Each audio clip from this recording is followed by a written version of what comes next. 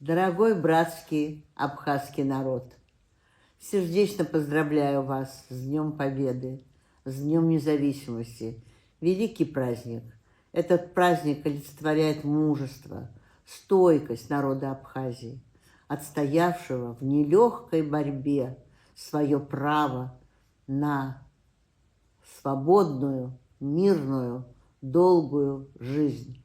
Наши народы объединяет любовь к родине, любовь к искусству. Отношения между русскими и абхазами всегда были и остаются в духе сотрудничества, в духе партнерства, в духе творческой сфере процветания. Что говорить?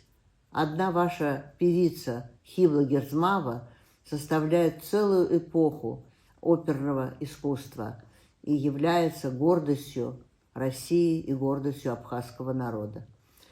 Абхазия – это поцелованное Богом место, и я от души желаю этому красивому, мудрому народу, мужественному, и всей абхазской земле процветания.